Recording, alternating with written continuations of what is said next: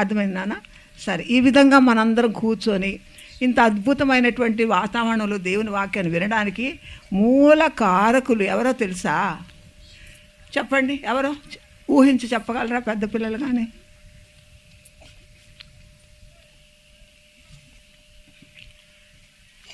ఎవరు చెప్పండి, చెప్పగలరా? బక్సింగ్ అంకుల్, మీకు తాతయ్య, బక్సింగ్ తాతయ్య, మీ అందరికీ తాతయ్య గారు. బక్సింగ్ తాతయ్య మనందరి ఈ దినాన ఈ విధంగా మనం కూర్చోవడానికి ఆయన బలమైన ప్రార్థనా జీవితం, దేవుడు ఆయనకిచ్చిన ప్రత్యక్షత, ఆయనకిచ్చిన దర్శనము ఈ విధంగా చిన్న బిడ్డలైన మీ అందరి పట్ల కూడా నెరవేరుతూ వచ్చిందనమాట. బక్సింగ్ గారి తాతయ్య ప్రభు ఏర్పరచుకొని ఆయన బలమైన పాత్రగా వాడుకొని మరి సండే స్కూల్ పరిచర్యలు, VBS పరిచర్యలు, మరి ఆయన దర్శనంలో ఒక భాగంగా ప్రభు మనకు అనుగ్రహిస్తూ వచ్చాడు.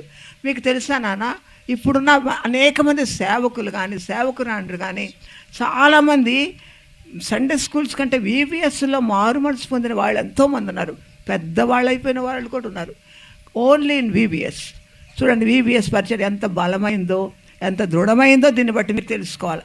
అంటే బక్సింగ్ తాతయ్య ఆ విధంగా చిన్న బిడ్డలను చిన్నప్పుడే రక్షణకు నడిపించాలనే భారాన్ని బట్టి ఈ పరిచయం జరిగిస్తూ వచ్చారు. అది దేవుని చిత్తము కనుక అవినది. ఒకసారి ఒకళ్ళు ఎవరైనా లేచి కీర్తనల గ్రంథము 40వ అధ్యాయము 8వ వచనం చదవండి. 48.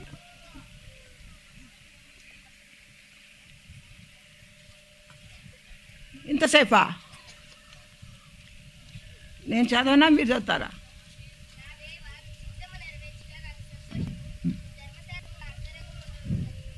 చాలు, కూర్చున్నాను. ఈ వచనము అక్షరాల బక్సింగ్ తాతయ్య గారి జీవితంలో నెరవేర్చబడింది. దేవుని చిత్తము నెరవేర్చుట ఏంటంటమ్మా? తాతయ్యకి ఏంటంటే చదువునానా? ఆ చిత్తము నెరవేర్చుట ఎవరికి సంతోషము? నాకంటే ఎవరు? అక్కడ దావీదు గారు, ఇక్కడ బక్సింగ్ తాతయ్య గారు. కనుక దేవుని చిత్తమును చేయటంలో అంత సంతోషించిన తాతయ్య గారు. ఆయన చిత్తం ఎలాంటిది? అనుకూలమైంది, ఉత్తమమైంది, పరిపూర్ణమైంది. ఈ 3 లక్షణాలు దేవుని చిత్తంలో ఉంటాయి. కనుక మన జీవితానికి అది ఎంతో అనుకూలమైంది. నువ్వు అనుకున్నది ప్రతికూలం కావచ్చు, కానీ మనం అనుకున్నది మనకు అది సరిగ్గా ఉండకపోవచ్చు, కానీ దేవుని చిత్తాన్ని మనం అడిగినప్పుడు అది ఖచ్చితంగా అనుకూలమైన నిర్ణయాలే మనకి అనుగ్రహిస్తుందన్నమాట. అట్లాగే ఉత్తమమైంది, ది బెస్ట్. దేవుని చిత్తం అంటే ది బెస్ట్ అన్నమాట. నువ్వు నీ చిత్తాన్ని వదిలేసి, నీ ఇష్టాన్ని వదిలేసి, నీ కోరికలను పక్కన పెట్టి, దేవా నీ చిత్తము అని నువ్వు అడిగితే హృదయపూర్వకంగా, పెదాలతో కాదు సుమా, హృదయపూర్వకంగా నువ్వు అడిగినప్పుడు అది నీ జీవితానికి బెస్ట్ నాన్న. ఇంకంతకంటే ఉత్తమమైనది లేదు. తర్వాత పరిపూర్ణమైంది, ఎక్కడ కొరత లేనిది దేవుని చిత్తం. సంపూర్ణంగా నీ జీవితంలో, నా జీవితంలో దేవుని చిత్తం అడిగినప్పుడు అది నెరవేర్చబడిచ్చే ఫలితాలు అద్భుతంగా ఉంటాయి. కనుక బక్సింగ్ తాతయ్య గారు ఈ అనుకూలమైన, ఉత్తమమైన, పరిపూర్ణమైనటువంటి దేవుని చిత్తం ఏదో గ్రహిస్తూ ఆ దేవుని చిత్తానికి లోబడుతూ జీవించారు. మీకు తెలుసా, బక్సింగ్ గారి తాతయ్యని మీరెవరు చూడలేదు, మేము చూసాము. దేవుని మహాకృపను బట్టి చూడగలిగాము. కనుక చాలామంది ఇప్పుడు జనరేషన్కి తెలియదు, కానీ తాతయ్య గారిని గురించినటువంటి టెస్టిమోనీస్ మరి అక్కడ మరి ఎన్నో మీకు ఉన్నాయన్నమాట. చక్కగా అటువంటి అద్భుతమైనటువంటి సాక్ష్యాన్ని చదివి మీరు ఆత్మీయంగా బలపడాలి. బక్సింగ్ గారి తాతయ్య ఒరిజినల్గా హీజ్ అన్ హిందూ, సిక్ మతస్థుడు. సో ఇప్పుడు చూడండి, తాతయ్య యొక్క తల్లిదండ్రులు లక్ష్మీబాయ్ అండ్ జవహర్ మాల్. వీళ్ళిద్దరికి పిల్లలు లేరు నాన్న, చెప్తాగా చెప్తాను. పిల్లలు లేరు. పిల్లలు లేకపోతే ఆమె ఎప్పుడు బాగా పూజలు చేస్తూ ఉండేది. ఒకరోజు ఒక సన్యాసి, అంటే సన్యాసులు తెలుసు కదా, సాధువులు వచ్చి ఆవిడ బయట కూర్చొని ఉన్నప్పుడు వచ్చి చెప్పాడంట, అమ్మ నీకు ఒక కొడుకు పుడతాడు, కానీ కొంతకాలానికి మిమ్మల్ని వదిలిపెట్టి వెళ్ళిపోతాడు అని చెప్పిందంట. ఆమెకు సంతోషం వేసింది, ప్లస్ దుఃఖం కూడా వేసింది. ఎందుకంటే లేక ఒక కొడుకు పుడతాడని చెప్పాడు, బాగానే ఉంది, కానీ వదిలిపెట్టి వెళ్ళిపోతాడన్నారేంటి అని హృదయంలో ఆ మాట ఉండి ఆవిడ ఎప్పుడు కూడా తను వరి అవుతుండేది. అట్లనే మరి ఆయన చెప్పిన అది నిజంగా ప్రభు పంపించిన ఆయన అయి ఉంటాడు. నిజంగానే అలాగే బక్సింగ్ తాతయ్య పుట్టారు, బక్సింగ్ గారు పుట్టారు. తర్వాత ఆమెకి భయం, ఆ మదర్కి భయం, ఎప్పుడు ఏ టైంలో వెళ్ళిపోతాడో, ఇంట్లో నుంచి పారిపోతాడో, ఎలా వెళ్తాడో అని భయం అన్నమాట. అందుకని తను ఏం చేసేదంటే నాన్న, ఎప్పుడు కూడా తాత ఏం అడిగితే అది ఇచ్చేసేది, ఏం అడిగితే అది ఇచ్చేసేది అనమాట. అసలు దాచుకునేది కాదు. ఏంటి భయం చెప్పండి? ఇంట్లో నుంచి పారిపోతాడేమోనని. కానీ దేవుని చిత్తం ఎట్లుందో తనకు అప్పుడు తెలియదు కదా పాపం వాళ్ళ మమ్మీకి. కాబట్టి తాత ఏం అడుగుతుంది, ఏది కావాలంటే అది ఇచ్చేసేది నాన్న. ఇంకంతే, అమ్మో నా కొడుకు ఉంటాడు, బడికి వెళ్తే వచ్చిందాక వరి అట్లా పెంచుకుంటూ భయంతో పెంచుకుంటూ వచ్చింది. ఇంకోసారి తెలుసా నాన్న, తాతయ్య కూడా గురునానక్, వాళ్ళకి పెద్ద గురువు ఎవరంటే దేవుళ్ళు దేవతలు వాళ్ళకు ఉండరు, గురునానక్కే వాళ్ళకు గొప్ప దేవుళ్ళలాగా అనమాట. గురునానక్ భక్తుడు అనమాట. ఆయనకు అప్పగించేసింది వాళ్ళ మమ్మీ, ఆయనకు సమర్పించింది. అయితే తాతయ్యకి చిన్నప్పటి నుంచి ఒక తృష్ణ, ఒక దాహం ఏంటి తెలుసా నాన్న, దేవుణ్ణి నేను చూడాలి, కలుసుకోవాలి. కాబట్టి ఆ దేవుణ్ణి గురించినటువంటి ఆ వర్తమానం నాకు ఎక్కడ దొరుకుతుంది అని ఎప్పుడు కూడా మరి నిర్మానుష్యంగా ఉండేటువంటి కొండ ప్రాంతాల్లోకి వెళ్ళేవాడు. నిర్మానుష్యంగా ఉండేటువంటి అడవుల దగ్గరికి వెళ్ళిపోయి పెద్దగా అరిచేవాడు, దేవా నిజమైన దేవుడు నువ్వు ఎక్కడున్నావు, నాకు ఒక్కసారి కనబడవా ప్లీజ్, ఒక్కసారి కనబడవా అని అరిచి ప్రార్థన చేసేవాడు అన్నాను. అంటే దేవుడు ఉన్నాడు కనుక గురునానక్ దేవుడు కాదు, కానీ దేవుడు అనేవాడు ఉన్నాడు. ఇంత చక్కటి సృష్టి చేసినవాడు, సృష్టికర్త ఉంటాడు కదా. కనుక మరి కారు చేశాడు, కారు చేసిన వాళ్ళు ఉంటారు కదా నాన్న కదా. ఈ కట్టర్ ఇవన్నీ చేశారు, పెండాల్స్ ఇవన్నీ తయారు చేసిన వాడు ఉంటాడా లేడా? కలుగును కాకాని కానీ వచ్చేస్తుందా? కట్టను రాదు కదా. అయితే అట్లా అడిగేవాడు నాన్న. అడుగుతూ ఉన్నప్పుడు ఆ తృష్ణ అనేది తనలో ఉంది. చిన్నప్పటి నుంచి కూడా దేవుని వెతకాలనే ఆశ ఉంది. ఎవరికి ఉంది చెప్పండి, పేరేంటి చెప్పండి, పెద్దగా చెప్పాలి. అరే సరిగ్గా చెప్పండి రా. భక్సింగ్ తాత. ఇంకొంచెం పెద్దగా చెప్పండి. వెరీ గుడ్ నాన్న. ఆ తాతకి అంత ఆశ. అయితే మరి ఒక కళ వచ్చేదండి నాన్న, ఒక కళ ఎప్పుడు వచ్చేదండి తాతకి. ఏంటి తెలుసా, ఒక ఇట్లా కూసుకుంటాయి చూసా కొండలు, ఇట్లా ఇట్లా ఇట్లా ఉంటాయి, కూసుగా ఉంటాయి. ఆ కొండలు చూపించేవాడు. ఆ కొండ మీద కష్టపడి ఎక్కేవాడట. ఎక్కి టాప్కి వెళ్ళిపోయేవాడంట భక్సింగ్ తాత. టాప్కి వెళ్ళిపోయిన తర్వాత అక్కడి నుంచి ఎవరలా తోసినట్టు అనిపించేదంట. తోసినట్టు అనుకుని దొర్లుకుంటూ వచ్చేవాట. ఆ దొర్లే సమయంలో ఆ కూసుగా ఉన్నాయి చూసారా బండరాళ్ళు, అవన్నీ పక్కలో గుచ్చుకుపోయారు నాన్న. వీపు మీద, పక్కల్లో, ముఖం మీద రక్త సిద్ధమైపోయింది అనమాట. అట్లనే దొర్లుకుంటూ వచ్చి కింద పడిపోవాలి. కింద పడిపోగానే ఏం ఫీలింగ్ తెలుసా నాన్న, మరి ఆ మట్టి మీద ఆ రాళ్ళ మీద పడితే అల్లాడిపోవాలి కదా. కానీ పడగానే ఏదో పెద్ద కుషన్ మీద పడినట్టు, ఒక పెద్ద కుషన్ మీద ఒక డండ్లపు మరి పరుపు మీద పడినట్టు అట్లా ఎగిరి అట్లా లేసేవాడట తాతయ్యకి. ఆ కళ తన చాలా కాలం వచ్చిందంట నా కళ. అంటే ఏంటి, అంత భయంకరమైనటువంటి శ్రమ అనుభవిస్తూ దొర్లుకుంటూ వచ్చిన తర్వాత ఆ బాధ తెలియకుండా ఆ కుషన్ లాంటి పరుపు మీద పడగానే హాయిగా ఉండేదంట. అది తన జీవితం. ఎంతో భయంకరమైన శ్రమలను, వేదనలను, రక్తసిక్తమైనటువంటి మరి పరిస్థితులను తాత ఎదుర్కొంటూ వచ్చారు. ఎన్నో తనకు విరోధంగా రూపించబడిన ఎన్నో బాణాలు తను గుచ్చుకుంటూ వచ్చాయి. అయినా కూడా ఆయన వెనక్కి తిరగలేదు నాన్న, ఆయన పరిచయం చేయలేదు. ఈ విధంగా ఉన్న తాతయ్యకి ఒక భయంకరమైన అలవాటు. భయంకరం అంటే క్రిస్టియన్స్ అంటే అస్సలు ఇష్టం లేదండి నాన్న. క్రిస్టియన్స్ అన్నా, బైబిల్ అన్నా, బోధలన్నా ఎంత కోపమో చెప్పలేను. ఎవరికి ఏం మాట్లాడలేదు. ఇక్కడ ఉన్నారా లేదా? ఉన్నారా? ఎవరికి నాన్న? ఎవరంటే కోపం నాన్న? ఎవరంటే కోపం? సరే, తాతయ్య ఒక మిషనరీ స్కూల్లో చదివాడు కదా. చదివితే కూడా ఆయనకి ఏం ఎక్కల. ఇంటర్మీడియట్ అయిపోయింది. ఒక చక్కని బైబిల్ ప్రజెంట్ చేశారు, లెదర్ కేసిన బైబిల్. తాతయ్యకి ఒక బైబిల్ ప్రజెంట్ చేశారు. ఎవరికి నాన్న? భక్సింగ్ తాతయ్యకి ఒక బైబిల్ ప్రజెంట్ చేశారు. తప్పదు కదా, తీసుకున్నాడు. అందరికి పేర్లు పిలిచిస్తున్నాడు, తీసుకున్న వెంటనే వాడి ఇంటికి వచ్చేసాడు. ఇంటికి వచ్చి ఏం చేశాడు తెలుసా, ఆ బైబిల్ నాన్న పర చించేశాడు. తెలుసా మీకు? ఈ జనరేషన్ మీకు తెలియదు కదా, అందుకే ఇది తప్పకుండా చెప్పాలని దేవుని ప్రేరేపణతో నేను చెప్తున్నాను అనమాట. పర చించేశాడు. బైబిల్ పేపర్స్ అన్నీ చించేసి చివరికి ఏం చేశాడు తెలుసా నాన్న, ఇదిగో ఈ లెదర్ కవర్, లెదర్ కదా చాలా కాస్ట్లీ కవర్ అనమాట. ఆ రోజుల్లో ఇంకా కాస్ట్లీ ఉండేవి బైబిల్. ఆ కవర్ మాత్రం దాచుకున్నాడు. ఏం చించేశాడు నాన్న? బైబిల్లో ప్రతి పేపరు, ఈ బైబిల్లో ప్రతి పేపర్ చించి పడేశాడు. భయం లేదు అసలు. అసలు దేవుడు అంటే ఇష్టం లేదు, యేసు అంటే అంతకంటే ఇష్టం లేదు. ఎంత అసహించుకున్నాడు చూడండి, బైబిల్ చింపాడంటే. బైబిల్ ఎవరైనా చేసింది ఆయన్ని? అంత అసహించుకున్నాడు నాన్న. అటువంటి తాతయ్య మరి ఎంత చక్కని తీర్మానంకి వచ్చాడు.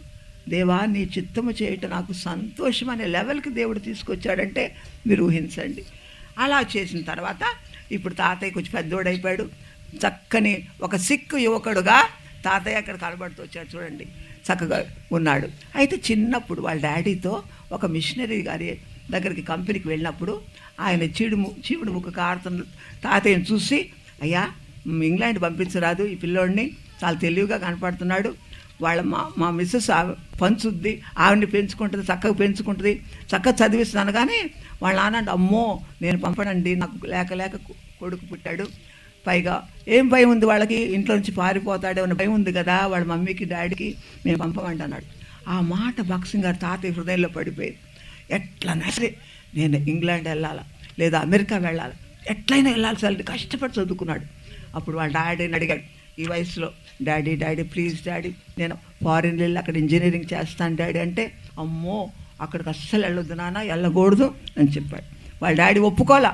అప్పుడు వాళ్ళ మమ్మీ దగ్గరికి వెళ్ళాడు కదా, మీరు డాడీ మాట మీరు భయం కదా, ఒక్కోసారి అమ్మని అడిగి అన్ని పనులు చేయించుకుంటుంటారు. అమ్మోడు ఎందుకంటే ఈజీగా మెల్ట్ అయిపోతారు కదా. Mummy please mummy. అట్లాగే తాతయ్య కూడా వాళ్ళ అమ్మని అడిగాడు. అప్పుడు వాళ్ళ అమ్మంది, నాన్న నాకు పంపటం ఇష్టమే కానీ అక్కడికి వెళ్ళిన తర్వాత మారిపోతున్నారు నాన్న, మన మతం వదిలేస్తున్నారు, ఆ యేసుప్రభు నన్ను నమ్ముకుంటున్నారు, లేకపోతే చండాలుగా చెడిపోతున్నారు, వద్దు నాన్న అక్కడికి వద్దందంట. ప్లీజ్ అమ్మా, నేను ఎలాంటి కొడుకున్నా నీకు తెలుసు కదా, గురునానక్ భక్తుడిని కదా, నేను అట్లా చేయను మమ్మీ, ప్లీజ్ మమ్మీ అని అడిగి ఎట్లను బతుకున్నాడు. వాళ్ళ నాన్న ఒప్పించేసిన వాళ్ళమ్మ వెళ్ళిపోయింది. ఎక్కడికి వెళ్ళిపోయాడు నాన్న? ఫారిన్ వెళ్ళిపోయాడు. ఫారిన్ వెళ్ళిపోయిన తర్వాత 3 నెలలు మాత్రమే చక్కగా సిక్కు మతస్థుడిలాగా ఉన్నాడు. Only 3 months. తర్వాత అక్కడ వాతావరణం చూశాడు.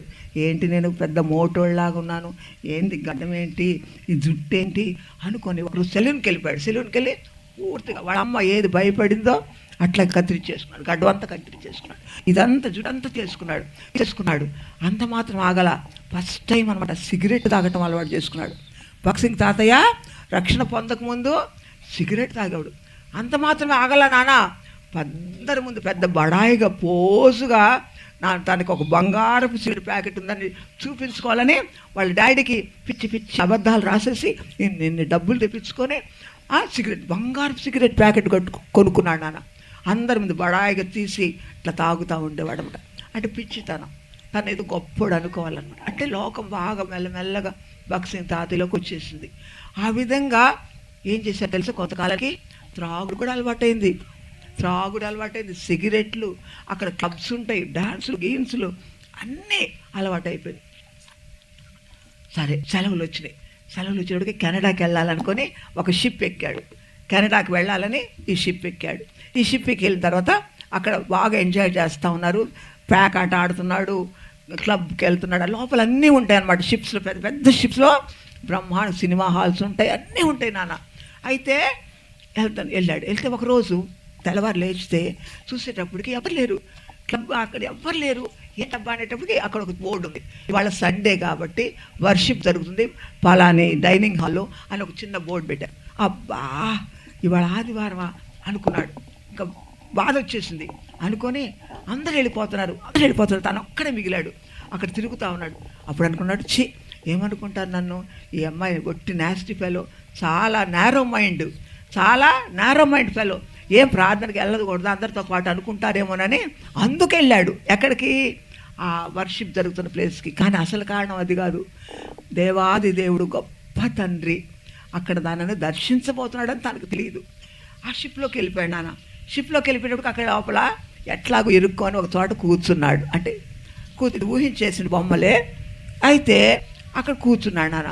ఆ పాస్టర్ గారు లేమంటే లేస్తున్నారు, పాడమంటే పాడుతున్నారు, కూర్చున్నాడు. సరే అట్లా కూర్చున్నాడు, నిద్ర వస్తుంది. ఆయన వాక్యం చెప్తుంటే యాక్చువల్గా నిద్రపోతున్నాడు తాతయ్య, భక్సింగ్ తాతయ్య నిద్రపోతూ ఉన్నాడు. సరే చివరికి ఏమైందంటే లెటస్ ప్రే అన్నారు, ప్రార్థన చేసుకుందాం అనగానే అందరు టక మోకరించేశారు. మోకరించేటప్పటికి భక్సి తాతయ్య కూడా ఇటు చూశాడు, ఇటు మోకరించాడు, ఇటు చూశాడు, ఇంకొక ఆయన మోకరించాడు. వాళ్ళ మధ్య నుంచి ఎలా వెళ్ళాలి? వెళ్ళలేడు కదా. వెంటనే తప్పనిసరి తను కూడా మోకరించాడు. మోకరించిన క్షణంలోనే అద్భుతం జరిగింది. మోకరించిన క్షణంలోనే అద్భుతం జరిగింది. ఏం జరిగింది తెలుసా నాన్న? దేవా, నీవు సజీవుడు అని యేసుక్రీస్తు అని నేను నమ్ముతున్నాననే మాట తన నోట్లో అప్రయత్నంగా వచ్చేసింది. అసలు యేసుప్రభు అంటే అసహ్యం, బైబిల్ అంటే అసహ్యం, క్రైస్తవులు అంటే రోత. అలాంటి వాడు అయిష్టంగా వచ్చి అందరితో ఏమనుకుంటారు, నన్ను నేరో మైండెడ్ ఫెలో అనుకుంటారని వచ్చి కూర్చొని మోకరించగానే ఒక శబ్దం తనకి కనబడి, తనకు తెలియకుండానే అప్రయత్నంగా నోట్లో నుంచి నీవయ్యా, నువ్వు యేసుక్రీస్తువు, నువ్వు నిరంతరం జీవించి యేసుక్రీస్తు అని చెప్పగానే ఏమన్నా తనకు అర్థం కాల. అంతే నాన్న, అక్కడి నుంచి ట్రాన్స్ఫార్మ్ అయిపోయాడు తాతయ్య. వెంటనే లేచాడు. లేచిన తర్వాత తనకు ఏదో సంతోషం, ఆనందంగా ఉంది. ఇదేంటి, నేను ఈ మాటను యేసుప్రభు గురించి నేను ఇలా ఉచ్చరించానంటే నా నోటితో అనుకుంటూ ఉన్నాడు. కానీ తనకి ఒకలాంటి సంతోషం ఉంది. ఆ వెనక పాపం మీద ఉన్నటువంటి ఇచ్చ అంతా పోయింది. బాగా సంతోషంగా ఉంది. సరే, అట్లా అక్కడ గడిపేసేసి తను వచ్చేసాడు. వైఎంసీ దగ్గరకు వచ్చి తనకు ఒక ఫ్రెండ్ ఉన్నాడు. అక్కడ వచ్చి, నీ దగ్గర బైబిల్ ఉందా అని అడిగాడు. ఫస్ట్ టైము బైబిల్ చించేసి మొక్కలు చేసిన తాతయ్య ఏమని అడిగాడు? బైబిల్ కావాలని అడిగాడు వాళ్ళ ఫ్రెండ్ని. అయితే నా దగ్గర చిన్నది ఉంది, న్యూ టెస్ట్మెంట్ ఉంది, తీసుకో, తర్వాత నేను పెద్ద బైబిల్ కొనిస్తాన్నాడు. సరే తీసుకున్నాడు నాన్న. తీసుకొని ఏం చేశాడంటే తన రూమ్కి వెళ్ళిపోయాడు. 3 days నాన్న, 3 days కంటిన్యూస్గా చదివాడు బైబిల్. 3 days పూర్తిగా చదివేసి 3వ రోజు తెల్లవారుజామున ఒక యోహాను సువార్త 3వ అధ్యాయంలో ఒక మాట తనకు, verily verily I say unto the, అంటే నిశ్చయముగా నేను నీతోనే చెప్పుతున్నాను అని ఒక మాట చదువుతూ వచ్చాడు. చదువుతుంటే అప్పుడు దాకా అనుకున్నాడు, ఏంటి ఈ పరిశుద్ధ గ్రంథము, ఈ సువార్తలు నిజంగా మనుషుడు రాసింది కాదు, కానీ నాతో మాట్లాడుతుంది ఏంటి బైబిలు? ఆశ్చర్యపోయాడు నాన్న. నాతో మాట్లాడుతుంది అనుకొని ఆశ్చర్యపోయాడు. అవును, నీతోనే అని ఎవరో మాట్లాడుతుంటారు. అరే, ఇది అమెరికన్స్ కోసం అనుకున్నానే, యూరోపియన్స్ కోసం అనుకున్నాను, ఈ బైబిల్ మాకు అనుకోలేదే, నాకని అస్సలు నేను అనుకోలేదే. ఏంటి, నీకే నిశ్చయముగా నీతో చెప్పుతున్నాను అనే మాట పదే పదే తాతయ్య హృదయంలో మ్రోగుతుంది. అప్పుడు ప్రభువా అన్నాడు. ఇప్పుడు భక్త సింగ్ చూడు, ఇదిగో నీ జీవితం అని చూపించాడు ప్రభు. చూపిస్తే అక్కడ భక్త సింగ్ తాతయ్య ఫిగర్ కనబడతా ఉంది. ఒంటి నిండా నానా పుండ్లు, అసహ్యమైన పుండ్లు, రసికగా వాసన వస్తుంది, దుర్వాసన వస్తుంది, నల్ల మచ్చలు, ఇంత మచ్చ వచ్చి ఇంతదైపోతుంది, ఒంటి నిండా మచ్చలన. యాక్చువల్గా భక్త సింగ్ తాతయ్య కన్నులారా చూశాడు తన నిజ స్థితిని. తనేంటో తనకు దేవుడు చూపించాడు. నీ పాపాలు చూడ ఎలా ఉన్నాయో అని చూపించాడు భక్త సింగ్ తాతయ్యకి. చూపించినప్పుడు ఒక్కొక్కటి చూపిస్తుంటే ఒక్కొక్క పాపం గుర్తొస్తుంటే, దేవా, ఎస్ మై లార్డ్, అవునయ్యా, ఇది నా పాపమే, నేను చేసిన పాపాలే ప్రభా అని ఒక్కొక్క పాపం తాతయ్య ఒప్పుకుంటూ వచ్చిన తర్వాత అప్పుడు ఒక గొప్ప తీర్మానం తీసుకున్నాడు. నేను చాలా క్లుప్తంగా, చాలా షార్ట్ కట్లో చెప్తున్నాను. గొప్ప తీర్మానం చేసుకున్న తర్వాత అప్పుడు రక్షణ పొందినాడు. తర్వాత తాతయ్యకి ఆ నోట్లో నుంచి వచ్చిన మాట ఇదన్నమాట. ఏమని మాట వచ్చింది చూడు, చదవండి అనేది మాట, షిప్లో వచ్చిన మాట.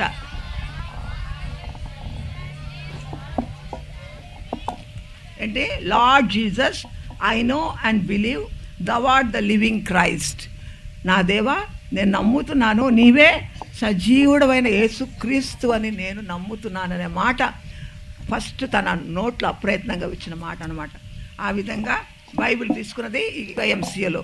ఆ బైబిల్ చదువుతూ వచ్చిన తర్వాత ఎదుగో ఇందాక నేను చెప్పాను మాట, యోహాను సువార్త 3వ అధ్యాయంలో నిశ్చయముగా నేను నీతో చెప్తున్నా, verily I say unto the అని చెప్తూ వచ్చిన మాట. అప్పుడు బైబిల్ గ్రంథంలో ప్రతి మాట తన కొరకే నమ్మాడు. చూసారా ఎంత పరిశుద్ధంగా తయారైపోయాడు భక్త సింగ్ తాతయ్య.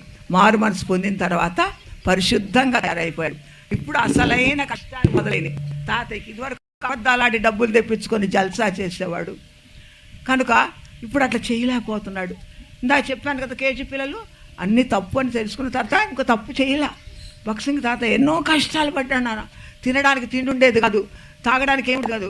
చిన్న కోక్ ప్యాకెట్ ఒకటి ఉంటే ఒకసారి బాత్రూంలోకి వెళ్ళి వేడి నీళ్ళు తిప్పి ఆ గ్లాసులో పోసుకుని ఆ కోకో తాగి 3 రోజులు ఆ కోకోతోనే తను బ్రతికాడు. అంటే అంత చక్కగా, అంటే అంత యథార్థంగా, ఇదిగో చూడండి, యథార్థంగా జీవించడం మొదలుపెట్టాడు. కాబట్టి అతయ్య అంత కష్టాలు పడుతున్నాడు. ఒకటి వంటకు కుదిరాడు, ఒకసారి ఒక్కొక్క చోట పోలీసు ఉద్యోగం చేశాడు. ఇంట్లో ఎన్నో కష్టపడి పనిచేస్తూ వచ్చాడు. కనుక 2 ఇంజనీరింగ్ డిగ్రీస్ 2 వచ్చేసినాయి. వాళ్ళ డాడీ, నాకు వచ్చేసి నా బిజినెస్ నువ్వు చూసుకో, నేను కోర్టు కేసులు ఇరుక్కున్నాను, నువ్వు రా అంటున్నాడు. అయితే వెళ్ళట్లేదు. అక్కడ ఉండి ఉద్యోగం చేసి సంపాదించి మా డాడీకి పంపాలనుకున్నాడు. సరే ఒకరోజు ప్రభు అన్నాడు, 1929వ సంవత్సరం మరి మారు మనసు పొందితే తర్వాత 32వ సంవత్సరం ఒకరోజు ప్రభు తనతో ఏమని మాట్లాడాడంటే ఇది మాట, are you in any way better than your saviour. అంటే నీ రక్షణ కంటే నువ్వు ఏ రకంగా గొప్ప. న్యాయం డాడీ, నేను ముక్కు మూసుకుంటాను గట్టిగా, ఊపిరి ఆడకుండా నేను బ్రతకగలనా? నేను ఊపిరి లేక చచ్చిపోతాం కదా నాన్న, ముక్కు మూసుకుంటే కాసేపు చనిపోతాం కదా. నేను బైబిల్ ప్రార్థన లేకుండా యేసయ్యని గురించి ఒక్కరికన్నా చెప్పకుండా ఒక దినాన నేను ఉండలేను. అట్లయితే నువ్వు రావద్దు మా ఇంటికి అన్నాడు. సరే డాడీ అన్నాడు. కానీ తండ్రికి ప్రేమ చూడండి, ఈ టార్పాలిన్ వాళ్ళకి నెత్తి మీద ఉంటుంది కదా, ఆ యొక్క దాన్ని ఏమంటారన్న టోపీ లాంటిది, అది తీసుకొచ్చి అదేంటంటే ఇంకా లాస్ట్లో తండ్రి ప్రయోగం ఏంటంటే ఆ టార్పాలిన్ తీసి కొడుకు కాళ్ళ దగ్గర పెట్టి, నాన్న ఇదిగో దయచేసి నేను నేను కాళ్ళు మొక్కి అడుగుతున్నాను, ఒక్కసారి రా నాన్న, ఒక్కసారి రా నాన్న అంటే లేదు డాడీ అన్నాడు. అంటే పరమ తండ్రినే డాడీగా చేసుకున్నాడు. అందుకే నాకు గుర్తొచ్చింది, ఈ లోకంలో నా నిమిత్తము తల్లినైనా తండ్రినైనా సహోదరునైనా అక్కలనైనా చెల్లెలనైనా విడిచిపెడితే మరి ఈ లోకంలో 100 రెట్లు, పరలోకంలో ఇంకా 8 రెట్లు. ఎన్ని నాన్న ఒక్క డాడీని ఆ రోజు ఆయన డినై చేసినందుకు ఎంతమందికి ఆయన తండ్రి కాగలిగాడు, ఎంతమంది అక్క చెల్లెలను సంపాదించుకున్నాడు, ఎంతమంది తండ్రులను సంపాదించుకున్నాడు ఆలోచించండి తన సేవా పరిచర్యలో. కనుక ఆ విధంగా కఠినంగా ఉన్నాడు. కానీ అద్భుతం ఏంటి తెలుసా నాన్న, తర్వాత కొంతకాలానికి తాతయ్య వెళ్ళాడు, వాళ్ళ డాడీ మారు మనసు పొందాడు, వాళ్ళ మమ్మీ మారు మనసు పొందింది, వాళ్ళ బ్రదర్స్ అండ్ సిస్టర్స్ కూడా మారు మనసు పొందినారు. కాబట్టి ఇలాంటి గొప్ప సేవకుడు అనేటువంటి తాతయ్య మరి ఎంతో దుఃఖపడుతూ వచ్చాడు. ఇక్కడ తాతయ్య ఇదిగో చూడండి, ఇండియాలో నేను సగమే చెప్తున్నాను, సగం ఇండియాలో ఈ బ్లూ చుక్కలు ఉన్నాయి చూసారు నాన్న, ఆ బ్లూ చుక్కలు ఉన్నాయన్నీ కూడా తాతయ్య సంపాదించుకున్నటువంటి సంఘాల వివరణ అన్నమాట.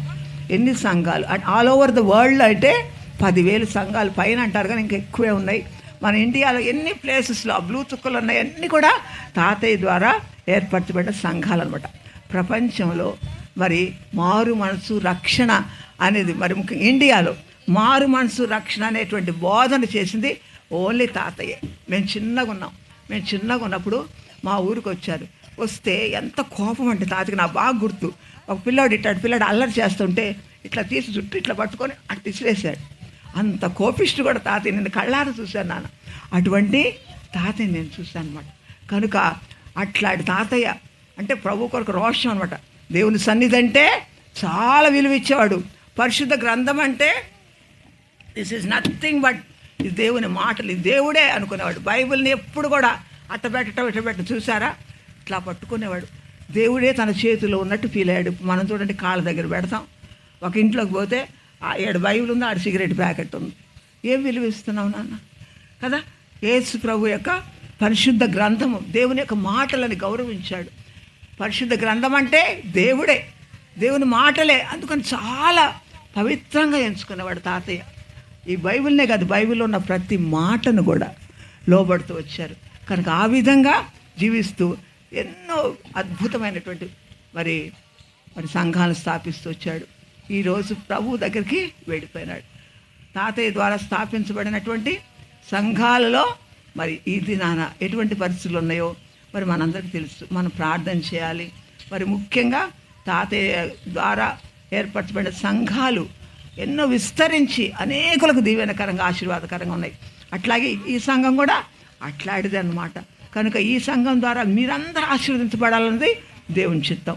కనుక మీలో ఎంతమంది బాక్సింగ్ తాతయ్యలు ఉన్నారో తెలియదు, ఎంతమంది బిల్లీ గ్రహాంలు ఉన్నారో తెలియదు, ఎంతమంది దైవజనులు ఉన్నారో మాకు తెలియదు. మిషనరీస్ ఉండొచ్చు, సేవకులు ఉండొచ్చు, నాన్న పరిచయం చేసేవాళ్ళు ఉండొచ్చు. కనుక మీరు ఒక్క మాట అడగండి, దేవా నేను ఈ లోకానికి వచ్చాను కదా, ఎందుకు వచ్చాను, ఎందుకు పుట్టించావు నన్ను? ఊరికి అమ్మ నాన్న ఇంట్లో ఉండి 1వ క్లాస్ 2వ క్లాస్ చదువుకొని, లేకపోతే కాలేజీకి వెళ్ళి ఇంజనీర్ చదువుకొని, లేదా డాక్టర్ చదువుకొని పెళ్లి చేసుకొని మళ్ళీ పిల్లల్ని కానీ మళ్ళీ వాళ్ళతో బాధ, అందుకేనా చివరికి చచ్చిపోవటానికి? అందుకేనా ఎస్ఐను నన్ను పుట్టించింది? కాదుగా. మరి భక్సింగ్ తాతయ్యని ఎందుకు పుట్టించారు? ఎంత అద్భుతంగా భక్సింగ్ తాతని మీరు దర్శించారు, ఎలా వాడుకుంటూ వచ్చారు. కనుక నన్ను కూడా ప్రభా ఏదో ఒక ఉద్దేశంతో మీరు పుట్టించారు. కాబట్టి ఆ ఉన్నత ఉద్దేశం నేను నెరవేర్చులాగున నాకు సహాయం చేయండి. నేను ఊరికనే రాలా ఈ లోకంలోనికి. ఒక పాట ఉంది మన సండే స్కూల్ పాట, ఏంటమ్మా అది? ఈ లోకమునకు పంపిన పాటకి ఏంటన్నా ఫస్ట్ ఉంది, దివ్య మర్చిపోయారా? ఈ లోకమునకు పంపిన తన చిత్తము నెరవేర్చండి. చక్కని నేను ఒక చక్కని పాపని ఒక పాట ఉంది.